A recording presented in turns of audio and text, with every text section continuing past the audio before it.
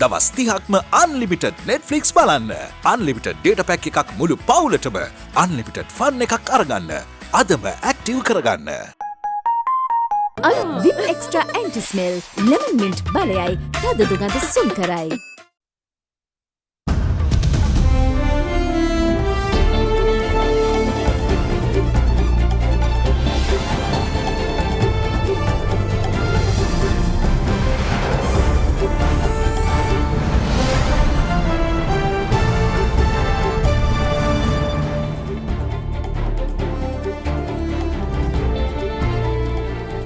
ආයුබෝවන් ඔබ එක්වන්නේ අද දෙරණ මධ්‍යහන ප්‍රධාන ප්‍රවෘත්ති ප්‍රකාශය සමගින් ප්‍රථමයෙන් අවධානය ප්‍රවෘත්ති සිරස්තල වෙත.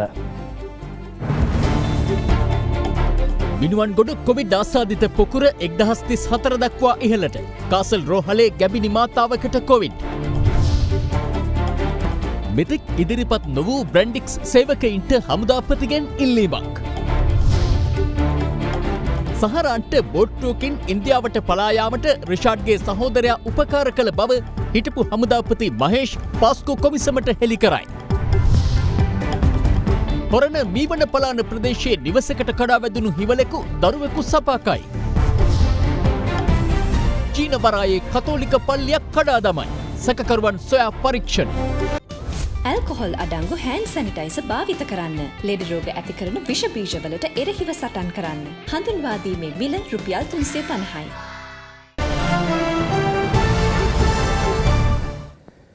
බිනුවන්ගොඩ කොවිඩ් පොකුරෙන් වාර්තා වූ සමස්ත ආසාදිතයින් සංඛ්‍යාව ඊයේ රාත්‍රිය 1034ක් දක්වා ඉහළ ගියා. ඒ ඊයේ රාත්‍රී වාර්තා වූ නව ආසාදිතයින් 6 දෙනාත් සමගින්.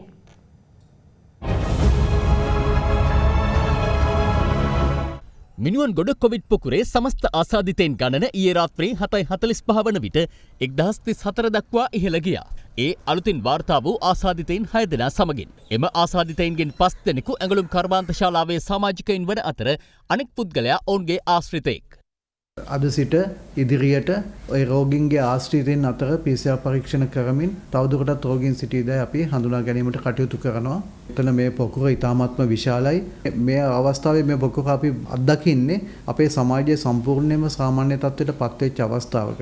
ඒ නිසා COVID-19 ආසාදිතින් හෝ ඔවුන්ට නිරාවරණය වෙච්ච අය මේ සමාජයේ නිදහසේ පහුගිය දවස්වල ගැවසුණා. ඒ නිසා යම්කිසි විදිහකින් මේ COVID-19 රෝගය තවත් අයට ආසාදනය වී තියෙන්න පුළුවන්. එතකොට මේක තවදුරටත් ව්‍යාප්ත වීම වැළැක්වීම සඳහා නම් පුළුවන් තරම් අපි ජනතා ක්‍රියාකාරීත්වය අවම කරලා ගෙදරට වෙලා ඉඳගෙන ඒ විදිහට අපි කටයුතු කරන්න ඕනේ. මේ අතර හංගුරන්කෙත විමල්පුර ප්‍රදේශයේ පදිංචි මිනුවන්ගොඩ බ්‍රැන්ඩික්ස් කර්මාන්ත ශාලාවේ සේවකයෙකුට වෛරසය ආසාදනය වී ඇති බව ඊයේ රාත්‍රියේ තහවුරු වී තිබෙනවා. ඔහු පසුගිය 4 වනදා නිවාඩු සඳහා තම නිවසට ගිය පුද්ගලයෙක්. අනතුරුව ආසාදිතයා ඊයේ රාත්‍රියේ IDH රෝහල වෙත ගෙන යනු ලැබුවා. අද දෙරණ වාර්තාකරු පැවසුවේ ඔහුගේ සමීපතමයන් 20 දෙනෙකු රන්ටඹේ නිරෝධායන මධ්‍යස්ථානයට යොමු කර ඇති බවයි. එම පිරිස අතර හංගුරන්කෙත පොලිසියට අනුයුක්ත පොලිස් නිලධාරියෙකුද සිටින බව වාර්තා වනවා. එසේම කල්පිඩිය ඉලන්තෙඩිය ප්‍රදේශයේ පදිංචි පවුල් 5ක පුද්ගලයන් 21 දෙනෙකු ස්වයං නිරෝධායනයට යොමු කර තිබෙනවා. එම පිරිස මීට දින 13කට පෙර මිනුවන්ගොඩ කොවිඩ් පොකුරේ ආසාදිත කාන්තාවක් සමග ආමංගල උත්සවයකට සහභාගී වීම නිසායි. මේ අතර ඊයේ දිනේදී මිනුවන්ගොඩ පොකුරට අලුතින් එක් වූ පිරිස රෝහල්ගත කිරීම අද සිදු කෙරුණා. ඔවුන් පිරිස මිනුවන්ගොඩ ඕපාත අපුගෙවත්ත හොරම්පැල්ල දෙමට ගොඩැල්ල මහගම යන ප්‍රදේශවල පදිංචිකරුවන්. මේ අතර කාසල් මාතෘ රෝහලේ ප්‍රතිකාර ලබමින් සිටි 28 හැවිරිදි ගැබිනි කාන්තාවකටද COVID-19 වෛරසය ආසාදනය වී තිබෙනවා. රෝහල් ප්‍රකාශකයෙකු පැවසුවේ ඇය මීරිගම ප්‍රදේශයේ පදිංචිකාරණයක් වන අතර වැඩිදුර ප්‍රතිකාර සඳහා මුල්ලේරියාව කොවිඩ් ප්‍රතිකාර මධ්‍යස්ථානයේ වෙත මාරු කර යවූ බවයි. මෙම කාන්තාවට වෛරසය ආසාදනය වූ ආකාරය මෙතෙක් අනාවරණය වී නොමැති අතර ඒ පිළිබඳව පරීක්ෂණ ක්‍රියාත්මකයි. යුද හමුදාපති ලුතිනන්ට් ජෙනරාල් ශවේන්ද්‍ර සිල්වා මහතා සඳහන් කළේ විවිධ ප්‍රදේශවලින් මිනුවන්ගොඩ පොකුරට අදාළ ආසාදිතයින් හමුවීම නිසා ඉදිරි දින 7 තුළ ඇතැම් විට සමාජයෙන් ආසාදිතයින් හමු විය හැකි බවයි. ලංකාවේ විවිධ දිස්ත්‍රික්කවල එක් පුද්ගලයෙක් හෝ පුද්ගලයන් දෙදෙනෙකු පමණ උපරිමය හමු වුණා. මෙම ආයතනයේ සේවයෙන් යුතු ඉඳලා උන් නිමාඩු ගිහිල්ලා ඉද්දී උන්ට තිබ අසනීප තත්ත්වයක් හෝ පරීක්ෂා කර ගැනීමට රෝහලක් වෙත ගිය අවස්ථාවේදී. ඉතින් ඒකින්ද ඔවුන් යම්කිසි ආකාරයකින් සමාජයේ අනිත් පුද්ගලයන් එක්කට ගැටලා තිබ්බනම් ඊළඟ දින 7 වගේ කාල පරාසය තුල අපිට දැක ගන්න හම්බ වෙයි සමාජයෙන් එක්කෙනෙක් දෙන්නෙක් හරි එහෙමනම් කොවිඩ් ආසාදිතයන් හමු වෙන්න පුළුවන්. ඒකින් හින්දා ඔබ ලංකාවේ මොන ප්‍රදේශයක ජීවත් වුණත් ඔබට අනිවාර්යයෙන්ම කටයුතු කරන්න සිද්ධ වෙනවා. ඔබ කොවිඩ් ආසාදනය නොවි සිටීමටත් වෙනත් පුද්ගලයෙක්ට කොවිඩ් පතුරන්නේ නැති වෙන්නත් වග බලා ගන්න ඕනේ. මොකද මේ තත්ත්වයක් තියෙනවා. යම් කිසි අවධානමක් අනිවාර්යයෙන්ම තිබෙනවා. රට පුරාවේටම මේ යම් පුද්ගලයන් විවිධ ප්‍රදේශවලට ගිහිල්ලා තියෙන නිසා. මේ අතර රජයේ වෛද්‍ය නිලධාරීන්ගේ සංගමය පවසන්නේ මිනුවන්ගොඩ ඇඟලුම් කර්මාන්ත ශාලාවේ සේවකයින් අතරින් මෙතෙක් නිරෝධායනයට යොමු කර නැති පුද්ගලයින් ඉක්මනින් ඒ සඳහා යොමු කළ යුතු බවයි. සමස්ත කාර්යමණ්ඩල 1500කට ආසන්න ගානේ 500 ගානක් ඉන්නවා. ඒ 500 ගානෙන් 250ක් වගේ ප්‍රමාණයක් කී දවසද වාර්තා කරලා තිබුණා විවිධ ස්ථානවල තියෙන ඒ මධ්‍යස්ථානවලට. තවත් එතකොට සමාජය තුළ 250ක් ඉන්නවා එක්ක ගෙවල් වල. ඉතින් ඒ පිරිස අඳුර ගන්න ඕන. මොකද ඒ අය ස්පර්ශ කියන්නේ. ඒ අය අඳුරගෙන ඒ අයට PCR පරීක්ෂණයක් කළොත් විතරයි අපිට මේ පොකුර සම්පූර්ණයෙන් පාලනය කරගන්න පුළුවන් වෙන්නේ. මට තේරෙන විදිහට තා අතීත අත්දැකීම් ගත්තාම මේ පොකුර තව වැඩි වෙන්න තමයි ඉඩ තියෙන්නේ. එතකොට මේ පොකුර තව විශාල වෙන්න අපේ රෝහල් පද්ධතියේ සීමාකාරී සාධක තියෙනවා. මානව සම්පත, භෞතික සම්පත්, දැඩි සත්කාරයක වල පහසුකම් ඇඳම් ප්‍රමාණය ඒ සියල්ල සීමා වෙන්න පුළුවන්. ඉදිරි පැය 24 ඉතාම තීරණාත්මකයි. මේ අතර මෙතෙක් සෞඛ්‍ය අංශ වෙත වාර්තා කර නොමැති මිනුවන්ගොඩ ඇඟලුම් කර්මාන්ත ශාලාවේ සේවකයින් හා ඔවුන්ගේ ආශ්‍රිතයින් සිටිනම් 011345 6548 දුරකථන අංකය අමතා දැනුම් දෙන ලෙස යුද හමුදාපතිවරයා ඉල්ලීමක් කර සිටිනවා. ගම්පහ දිස්ත්‍රික්කයේ පොලිස් බල ප්‍රදේශ 18කට පැන වූ නිරෝධායන ඇඳිරි නීතිය තවදුරටත් ක්‍රියාත්මක වනවා. දැන් ගම්පහ දිස්ත්‍රික්කයේ පොලිස් වසම් 18ක මේ වන විට ඇඳිරි නීතිය ක්‍රියාත්මක වෙනවා. ඒ ඇඳිරි නීතිය ඒ ආකාරයටම ඉදිරියටත් ක්‍රියාත්මක වීමට නියමිතයි නැවත දැනුම් දෙනතුරු ඇඳිරි නීතිය කඩ කරපු අය මේ වෙනකොට 79 දෙනෙක් පමණ අත්අඩංගුවට අරගෙන තියෙනවා. ඉතින් අපි ඉල්ලා සිටින්නේ මේ ප්‍රදේශවල අය නිවෙස් වලටම වෙලා රැඳී හිටින්න කියන ඉල්ලීම තමයි කරන්න තියෙන්නේ. බිනුවන්ගොඩ ප්‍රදේශයේ ඇඟලුම් කර්මාන්ත ශාලාව මුල් කර ගනිමින් බිහි වූ කොවිඩ් පොකුරත් සමග මේ වන විට මෙරටින් වාර්තා වන නව ආසාදිතයින් සංඛ්‍යාව 4459 දක්වා ඉහළ ගොස් තිබෙනවා. ඒ අතරින් පූර්ණ සුවය ලැබූ ආසාදිතයින් සංඛ්‍යාව 3274ක්. මේ අතර කොවිඩ් ආසාදිතව සිටින ඇමරිකානු ජනාධිපති ඩොනල්ඩ් ට්‍රම්ප් යලි සිය රාජකාරී කටයුතු ආරම්භ කර තිබෙනවා. ඊයේ හඳුනාගත් COVID-19 ආසාදිතයන් 207ත් සමග මෙරටින් හඳුනාගත් සමස්ත ආසාදිතයන් සංඛ්‍යාව 4459 දක්වා ඉහළ ගියා. ඒ අතරින් ආසාදිතයන් 3274 දෙනෙක් පූර්ණ සුවය ලබා තිබෙනවා. ඒ අනුව ආසාදිතයන් 1172 දෙනෙක් තවදුරටත් රෝහල්ගතව සිටිනවා.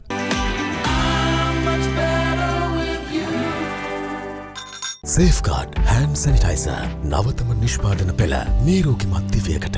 අද සහ හෙට දිනේ විදේශ අමාත්‍යාංශයේ කොන්සියුලර් සේවා තාවකාලිකව අත්හිටවීමට පියවරගෙන තිබෙනවා. COVID-19 වෛරස් ව්‍යාප්තිය වැළැක්වීම සඳහා මහජන එක් රැස්වීම් සීමා කිරීම වෙනුවෙන් මෙම පියවරගෙන ඇති බවයි විදේශ අමාත්‍යාංශයේ නිවේදනයක් නිකුත් කරමින් සඳහන් කළේ. කොළඹ සෙලින්කෝ ගොඩනැගිල්ලේ පිහිට ඇති විදේශ අමාත්‍යාංශයේ කොන්සියුලර් කටයුතු අංශය මෙලෙස අද සහ හෙට දිනේ අමුත්තන් සඳහා වසා තැබෙනවා. එමෙන්ම විදේශයන්හි ශ්‍රී ලාංකිකයන්ගේ මරණ පිළිබඳව විමසීම්, මරණ සම්බන්ධ ලියකියවිලි සඳහා සහාය සහ අපනයන ලේඛන සහතික කිරීම සම්බන්ධ විමසීම් පමණක් කලින් වේලාව වෙන් කරවා ගැනීමේ පදනම මත භාර ගනු ලබන බවයි විදේශ අමාත්‍යාංශය සඳහන් කරන්නේ. ඒ අනුව විදේශයන්හි සිදුවන මරණ සඳහා 0112 33 88 36 0112 33 59 42 යන දුරකථන අංක ඔස්සේද අපනයන ලේඛන සහතික කිරීම් 0112 33 88 12 යන දුරකථන අංක ඔස්සේ සම්බන්ධ වීමෙන් වේලාවන් වෙන් කරගත හැකි.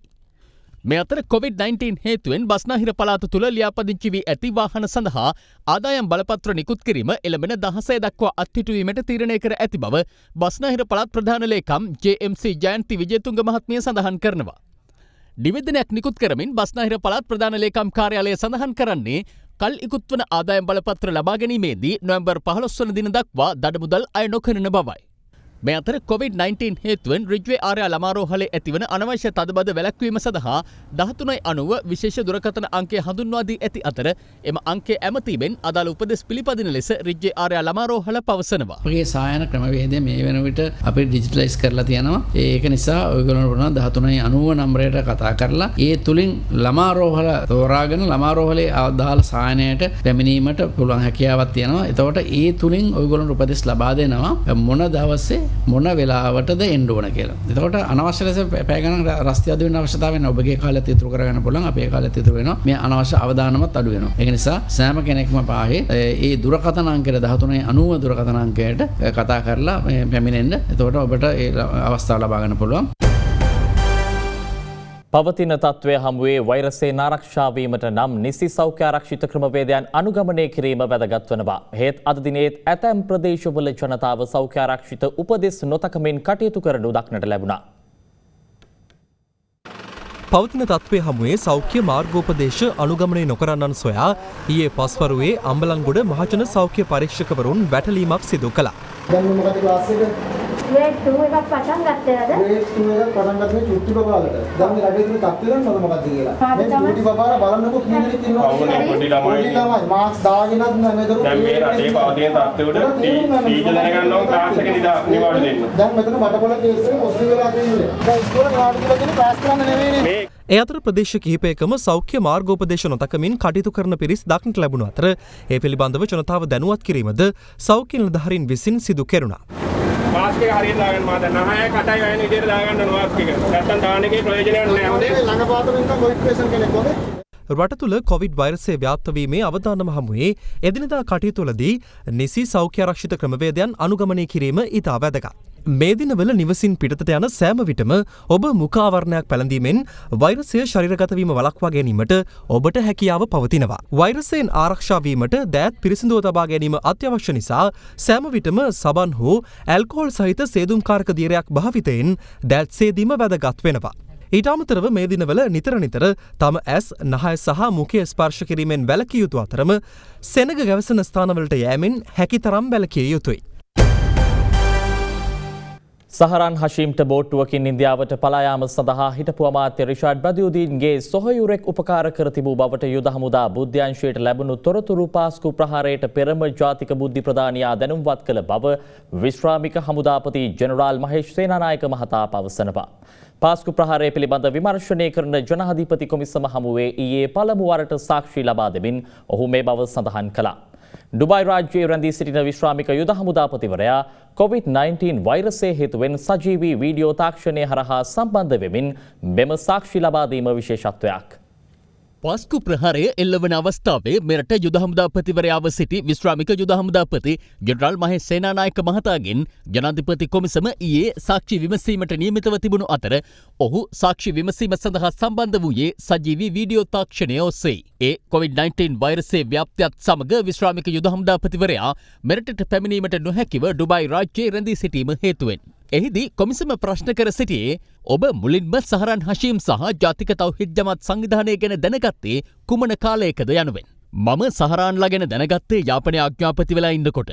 මාවනැල්ල බුදු පිළිමවලට හානි කිරීම වනාතවිල්ලුව පුපුරන ද්‍රව්‍ය සොයා ගැනීම ආදී සිද්ධිවලට සහරන් හෂීම් සම්බන්ධ බවත් වසර කිහිපයක ඉඳලම යුද හමුදා බුද්ධි අධ්‍යක්ෂ විසින් යුද හමුදා බුද්ධි අධ්‍යක්ෂ මණ්ඩලයේදී ආරක්ෂක කවුන්සිලේදී මෙන්ම බුද්ධි සම්බන්ධීකරණ රැස්වීමේදීද කරුණු දක්වා තිබුණා. ඒ වගේම සහරන් හෂීම්ට බෝට්ටුවක් ආධාරයෙන් ඉන්දියාවට පලා යාමට හිටපු අමාත්‍ය රිෂාඩ් බදියුදීන්ගේ සහෝදරයෙක් උපකාර කර තිබුණු බව යුද හමුදා බුද්ධ්‍යංශයට ලැබුණු තොරතුරු ගැනත් අපි ජාතික බුද්ධි ප්‍රධානියා දැනුවත් කළා. යනුවෙන් විශ්‍රාමික යුද හමුදාපතිවරයා පිළිතුරු දුන්නා. මෙහිදී ජනාධිපති කොමිසම හමුවේ වැඩිදුරටත් සාක්ෂි දෙමින් විශ්‍රාමික යුද හමුදාපති ජෙනරාල් මහේෂ් සේනානායක මහතා පැවසුවේ අන්තවාදීන් සම්බන්ධයෙන් සිදු කළ විමර්ශනවලදී යුද හමුදා බුද්ධි අංශය සමග පොලිස් දෙපාර්තමේන්තුව යටතේ තිබුණු විශේෂ කාර්යාංශ ගැටලු ඇති කරගත් බවයි. CID එක සහ TID එක තමයි එහෙම ගැටලු ඇති කළ විශේෂ ආයතන. වනාතවිල්ලුවේ පුපුරන ද්‍රව්‍ය සොයා ගැනීමේ තොරතුරු අපි ඔවුන් එක්ක බෙදාගත්තට එතනින් පසු එහි පරීක්ෂණවලට මැදිහත් වෙන්න ඔවුන් යුද හමුදාවට අවස්ථාවක් දුන්නේ නැහැ. ඒ වගේම පරීක්ෂණ කරන්න යුද හමුදාවට විශේෂ හැකියාවක් තියෙනවා.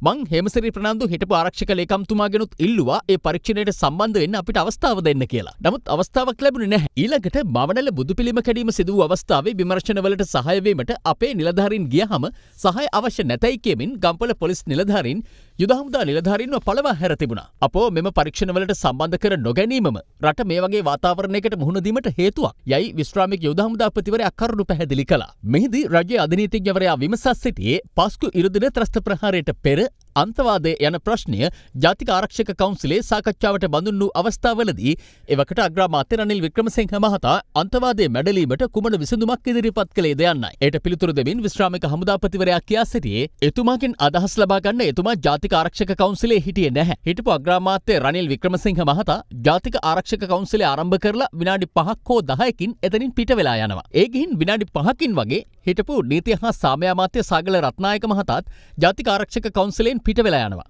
ඒ නිසා අන්තවාදයට අදාළව විසඳුම් දෙන්න හිටපු අග්‍රාමාත්‍යවරයා ආරක්ෂක කවුන්සිලේ හිටියේ නැහැ. යනුවෙන් ජෙනරාල් මහේෂ් සේනානායක මහතා පිළිතුරු දුන්නා. ඉන් අනතුරුව රාජ්‍ය අධිනීතිඥවරයා විමසා සිටියේ ත්‍රස්ත ප්‍රහාර මාලාවෙන් පසු එවකට රාජ්‍ය බුද්ධි සේවයේ අධ්‍යක්ෂ නිලන්ත ජයවර්ධන මහතා ඔබ සමග කවර සංවාදයක් ඇති කරගත්තේද යන්නයි. තව වෙන්න පුළුවන් කියලා නිලන්ත කිව්වා.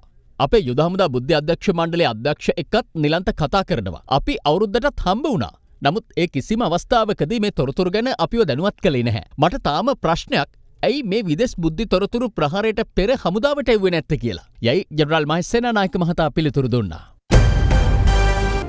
ගංජා සම්බන්ධයෙන් ලියවුණු ග්‍රන්ථයක් පාර්ලිමේන්තු සේවකයින් අතර බෙදා හැරීමේ සිදුවීමක් සම්බන්ධයෙන් අද පාර්ලිමේන්තුවේ අවධානය යොමු වුණා. මම මේ සභාවේ ගංජා පිළිබඳව කතා කරා. ඒ කතා කළා මට පැය දෙකක් ගියේ නැහැ. මේ පාර්ලිමේන්තුව ඇතුලේ ගරු මන්ත්‍රීතුමන්ලට දීලා නැහැ. හැබැයි පාර්ලිමේන්තුවේ නිලධාරීන්ට මෙහෙම පොතක් බෙදිලා තියෙනවා. මේ දැන් මේ දවස්වල ගෙස්ලට ආගන්තුක ගෙස්ලට එන්න දෙන්නෙත් නැහැ. එහෙම තත්ත්වය තුල මේ පොත් කවුද ගෙනාවේ? මේකේ තියෙන්නේ මේ ත්‍රිලෝක විජය කියලා. ඔබතුමා දන්නවා අලුත් ග්‍රන්ථයක් කතෘවලේ ලියලා පිළිගන්නකොට දානවා ගරු කතානායකතුමනි ඔබට බැතියෙන්. ඒ වගේ මේකේ දාලා තියෙන්නේ ආනන්දය ලබන්න. දැන් මොකද මේ කියන්නේ? ගංජා ගහන්න කියන එකනේ. දැන් මොකද මේ ආනන්දය ලබන්න කියන්නේ? මම දැන් මේක ඇහුවා බන්දුල ගුණවර්ධන ශූරින්ගෙන් මොකද ලේකන්තුමාට කියන්න. නෑ ඒ ගැන අපි හොයලා බලලා උතුමට උත්තරයක් දෙන්න. එතුමා මං හිතන්නේ අදහසක් දෙන්න උත්සාහ කරන්නට ඇති පොත් බෙදා හැරීම කරේ අපි කියලා. මොකද අපි පොතපත ලියන නිසා කිසිම පොතක් මම මේ පාර්ලිමේන්තුවට ගෙනල්ලා නැති බව පමණක් මම බොහොම ගෞරවයෙන් ඔබතුමාට දැනුම් දෙන්න කැමැතියි. මම එතුමාගෙනුත් එස්.බී. දිසානායක මැතිතුමාගෙනුත් මේ ආනන්දය කියන එක ඇහුවා. මොකද ආනන්දේ ප්‍රඥාවට කියලා අපි අහලා තියෙන ඉඳා. මම මේක නෙමෙයි කියන්නේ. මම මේ පොත සහ මේ නෝට් එක මේකේ අස්සනකුත් තියෙනවා. මම ඔබතුමා පරීක්ෂණ මණ්ඩලයක් පත් කරනවා නම් මහලේකම්තුමා වේත්‍රධාරීතුමා මේ සහ ඔබතුමාලා මේ පොත් ආවේ කොහමද? කවුද ගෙනාවේ? CCTV බලලා. එතකොට මේ ආනන්දය ලබන්න කියලා දාලා මේක මේ නිලධාරීන්ට බෙදුවම නිලධාරීන්ට මේ ගංජා ගහන්න කියන එකද මේ කියන්නේ? ඊළඟ පියවර മന്ത്രിවරුන්ටද ඇමතිවරුන්ටද? ඒ නිසා කරුණාකරලා මේක අද හොරණ මීවන පලාන ප්‍රදේශයේ අවුරුද්දක් වයස් ඇති දැරියක් හිවලෙකු විසින් සපාකා තිබෙනවා. දකුණු කකුලට සිදු වූ තුවාල හේතුවෙන් ඇය මේ වන විට හොරණ මූලික රෝහලේ ප්‍රතිකාර ලබනවා. හොරණ දිස්ත්‍රික්කයේ මුවපට්ටිය හා ඕවිටියාගල ප්‍රදේශවල වැසියන් හිවලුන් නිසා භීතියට පත්ව ඇති අයුරු අද දෙරණ ඔස්සේ කිහිප අවස්ථාවකම අනාවරණ කළා. මුවපට්ටිය ගම්මානයට කිලෝමීටර 25ක් සහ ඕවිටියාගල ගම්මානයට කිලෝමීටර 10ක් පමණ ඈතින් පිහිටි මීවන පලාන ප්‍රදේශයේ ජනතාවටද දැන් හිවලුන්ගේ බලපෑම එල්ල වෙලා. මෙහි ආසන්නම සිද්ධිය වාර්තා වන්නේ ඊයේ පස්වරුවේදී. ඒ මෙවන පලාන කැලෑබද ප්‍රදේශයක සිට පැමිණි හිවලෙකු එහි නිවසකට කඩා වැදී නිවසේ සෙල්ලම් කරමින් සිටි අවුරුද්දක් වයසති දැරියක සපාකා පැනගොස් තිබීමත් සමගයි. නංගි මෙතන හිටියේ දනගගා. එතකොට මම දැක්ක නරියෙක් කෙනවා. මං අම්මට අම්මවිල්ල නංගිව වදාගත්ත. නරිය පැනලා ඇවිල්ලා නංගි කකුල එල්ලුණා. එතකොට නංගි කකුල් ලේයා. කොමාරි වයිෆ් බලන් හොදවල ඉඳලා තියෙන්නේ පිටිපස්සේ කුස්සියේ. ඊට පස්සේ කොමාරි මේ දෙන්න කියලා තියෙනවා නරියෙක් වගේ කෙනෙක් එනවා කියලා. කියලා එන තප්පරේට මෙයාට දොර වහ ගන්න බැරි වෙලා ළමයාව අතට වඩා ගන්නකොට නරියා ගේ ඇතුළට රිංගලා තමයි කාලා තියෙන්නේ. නරියාගේ ළමයාව ඇදගෙන බාත් รู එකට දුවලා තියෙනවා. ඒ වෙනකොට නරියා ඉස්සරහ කාමරේට රිංගලා ලේත් තියෙනවා ගේ හැමතැනම. දරුවගේ මේ කකුලේ වල්ලු කර කාලා තියෙන්නේ. හොඳටම මන්න පාරකින් කැපුවා වගේ කාලා. හිවල සපක් කෑමෙන් දැරියගේ දකුණු පාදයට තුවාල සිදුව ඇති අතර ඇය ප්‍රතිකාර සඳහා හොරණ මූලික රෝහලට ඇතුළත් කෙරුණා. අප වාර්තාකරු පැවසුවේ ගම්වාසීන් විසින් ඊයේ පස්වරුවේදීම මෙම හිවලා ඝාතනය කර ඇති බවයි. එම සත්වයාට ජලභීතිකාව ඇද්දැයි පරීක්ෂා කිරීම සඳහා බත්තරමුල්ල වනජීවී කාර්යාලයට රැගෙන යාමට කටයුතු කර තිබෙනවා. බත්තරමුල්ලේ වනජීවීක නරියව බාර දුන්නා. නරියාගේ රිපෝට් එක එන්නේ දවස් 14කට පස්සේ. ඒ වෙනකම් මට ළමයා තියාගෙන ඉන්න බෑ. මගේ ළමයා අවුරුද්දක පොඩි ළමෙක්. ආව කිරිබොන ළමයා. මේ ගමේ ළමයි පවුල් 35ක ළමයි ඉන්නෝ. එළියට බහින්න බැරි තත්ත්වයක් තියෙන්නේ. මේ පාරක හරියට ලයිට් එකක් නැහැ. අපිට විසඳුමක් දෙන්න කාටවත් අපිට කියන්න කෙනෙක් නැහැ. ත්‍රිකුණාමලයේ චීන වරාය කුරුසකන්ද පුදබිමට කිසියම් පිරිසක් විසින් හානි සිදු කර තිබෙනවා. දේවස්ථානයේ මේ සම්පාලක ජෝර්ජ් දිසානායක පියතුමන් පවසන්නේ මෙම ස්ථානයට නිරන්තරයෙන් අන්තවාදීන්ගෙන් බලපෑම් එළවන බවයි. ත්‍රිකුණාමලය චීනවරාය නාච්චිකුඩා ප්‍රදේශයේ පිහිටි මේ ශුද්ධ භූමිය කතෝලික ජනතාවගේ ආදරය දිනාගත් වන්දනීය ස්ථානයක්. කුරුසකන්ද නමින් හැඳින්වෙන මෙම පුදබිම වසර 50ක පමණ කාලයක සිට මෙම ස්ථානය ස්ථාපිත කර තිබෙනවා. නමුත් මෑතක සිට කිසියම් අන්තවාදී කණ්ඩායමක් විසින් පුදබිමට අලාභ හානි සිදු කිරීමට කටයුතු කර තිබෙනවා. ඉකුත් 5 වෙනිදා දිව්‍ය පූජාව පැවැත්වීමට එහි ගිය පියතුමන්ට සහ බැතිමතුන් පිරිසකට අන්තවාදීන් පිරිසක් විසින් නැවතත් බාධා එල්ල කර තිබුණා. අපි ගිය වෙලාවේ එතන දැකපු දර්ශනය දැකලා අපි පුදුමයට පත් වුණා. පුරුෂ ගලවල දාලා පූජාව තියෙන තැන ස්ථානය අපවිත්‍ර කරලා මීට පෙරද අවස්ථා කිහිපයකදී අදාළ කණ්ඩායම් විසින් මෙම ස්ථානයට හානි සිදු කළ බව ජෝර්ජ් දිසානායක පියතුමා සඳහන් කළා. යුද්ධ කාලයට පස්සේ මේ ස්ථානයේ ස්ථාපනය කරන ලද කුරුස අවස්ථා තුනකදී කඩා බිඳ දැමුවා. ඒක දිගින් දිගටම මේ ආකාරය කුරුස කඩන්නටයි අපි කුරුස ආයි දාන්නටයි මේ ක්‍රියාව වහාම නතර කළ යුතුයි. ජනාධිපතිතුමාට අග්‍රාමාත්‍යතුමාට ඉල්ලා සිටිනවා මේක ප්‍රමාද කරන්න එපා. ප්‍රමාද කරන්නට මේ ඔඩුදු ආවි. COVID-19 පිළිබඳ නවතම තත්ත්වය ඇදිරි නීති පැනවීම පිළිබඳ නවතම තත්ත්වය ඇතුළු යාවත්කාලීන තොරතුරු එසැනින් ඔබේ ජංගම දුරකථනය වෙත ලබා ගැනීම සඳහා ඔබ කළ යුත්තේ අද දෙරණ කෙටි පණිවිඩ සේවාව සක්‍රිය කර ගැනීමයි. ඔබ භාවිත කරන්නේ ඩයලොග් සම්බන්ධතාවක් නම් ඔබට ඉංග්‍රීසි සහ සිංහල භාෂාවලින් මෙන්ම සිංග්ලිෂ් වලින් අද දෙරණ කෙටි පණිවිඩ ලබා ගැනීම සඳහා තිරය දැක්වන ආකාරයට ලියාපදිංචි වී එම සේවාව ක්‍රියාත්මක කරගත හැකියි. එමෙන්ම ඔබට ඇත්තේ මොබිටෙල් දුරකථන සම්බන්ධතාවක් නම් තිරය දැක්වන ආකාරයට ලියාපදිංචි වීමෙන් ඔබට සිංහල සහ ඉංග්‍රීසි භාෂාවලින් අද දෙරණ කෙටි පණිවිඩ සේවාව ලබාගත හැකි වෙනවා. ඔබ හච් දුරකථන ජාලයක් භාවිත කරන්නේ නම් තිරය සටහන්ව ඇති ආකාරයට ලියාපදිංචි වීමෙන් අද දෙරණ සිංහල සහ ඉංග්‍රීසි භාෂා කෙටි පණිවිඩ සේවා සක්‍රිය කරගත හැකියි. ඔබගේ ජංගම දුරකථන ජාලයේ එයාටෙල් නම් මෙහි සටහන් වන අයුරින් ලියාපදිංචි වීමෙන් අද දෙරණ කෙටි පණිවිඩ සේවාව සක්‍රිය කරගත හැකි වෙනවා. එත් සමගින් අද දෙරණ මධ්‍යහන ප්‍රධාන ප්‍රවෘත්ති ප්‍රකාශය නිමාවට පත්වෙනවා. ඔබට සුබ දවසක්.